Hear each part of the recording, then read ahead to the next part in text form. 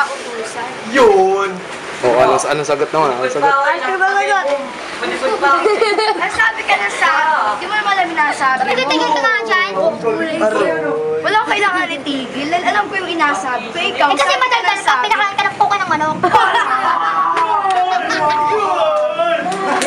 Kaya hindi ka tumitigil.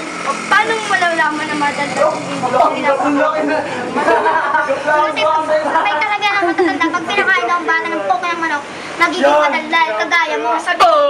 Kasabihan lang yun. Kahit na, kumala ka kasi matanda yun eh. Matanda ng matatanda. Yun! Wala na! Wala ka na dyan. Bakit matanda ka para sabihin mo yun? Hindi. Oo, ba't mo sabihin? Ah, sinabi mo kung matanda ako? Mukha ka na matanda. Hindi ako mukhang matanda, mukha kang balong. Ibig sabihin mo sa gurang. Ba't ko sasabihin sa'yo, tanga, hindi ako susan mo. Hindi mo ako Kaya ngayon ang hirap sa iyo. Nagagawa ka ng palusot. Ay, Hindi ako nagagawa. Dahil yung nasabi mo, hindi mo alam ang ibig sabihin. Putos ka na kumutos.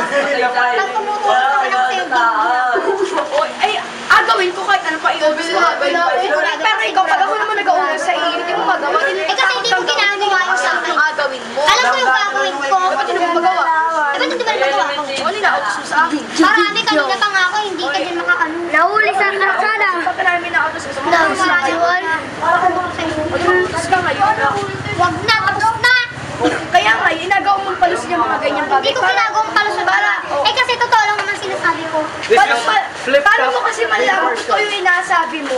Kung hindi mo naman inasabi yung mga tanong ko na para mapatunayan mo sa sarili mo na totoo yung inasabi. At totoo naman talaga na pagsasabi ko. Paano mo mapapatunayan? Marami. Ba't ka naman Ako yan ang mga sagot mo marami. Hindi mo tama ako ka. siya para sagutin mo yun. Dahil